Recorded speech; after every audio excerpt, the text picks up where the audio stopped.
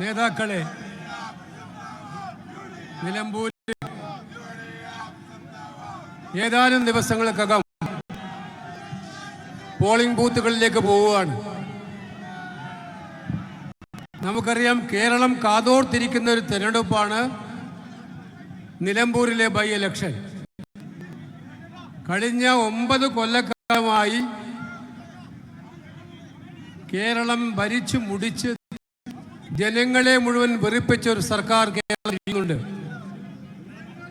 ഈ നമ്മുടെ മലപ്പുറം ജില്ലയെ പോലും അപമാനിക്കാൻ ഏറ്റവും മുന്നിൽ വന്നൊരു മുഖ്യമന്ത്രി നയിക്കുന്ന ഗവൺമെന്റാണ് ആ ഗവൺമെന്റ്. സാധാരണക്കാരന് ജീവിക്കാൻ പറ്റുന്നില്ല. മൃഗങ്ങളുടെ ശല്യം മൂലം നിരവധിയായ ആളുകൾ കൊല്ലപ്പെടുന്നു. അതുപോലുള്ള നിരവധിയായ പ്രശ്നങ്ങളുണ്ട്.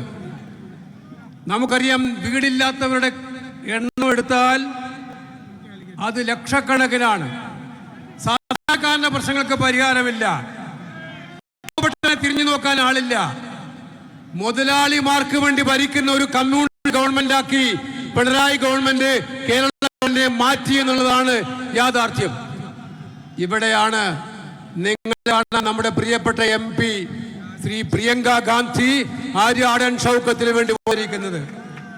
എനിക്ക് ഉറപ്പുണ്ട്, ഇന്ന് പ്രിയങ്ക ഗാന്ധി നടത്തിയ ഈ 2 പരിപാടികളിലൂടെ തന്നെ നിലമ്പൂരിലെ ജനങ്ങൾ ഒട്ടാകെ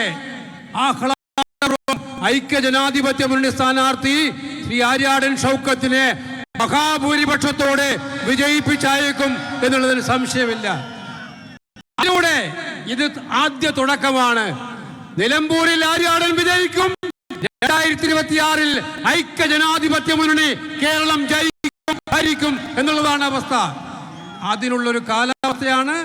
ഇതിനു വേണ്ടി എല്ലാവരെയും നേരിൽ കാണാൻ നമ്മുടെ പ്രിയങ്കരായ നേതാവ് ശ്രീമതി പ്രിയങ്ക ഗാന്ധി എത്തിയിരിക്കുന്ന ഈ സന്ദർഭത്തിൽ 19 തീയതി മഴയായിരിക്കും.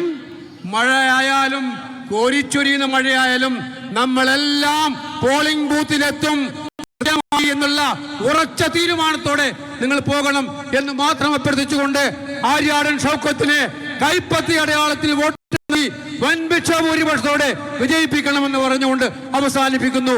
ജയ് ഹിന്ദ്.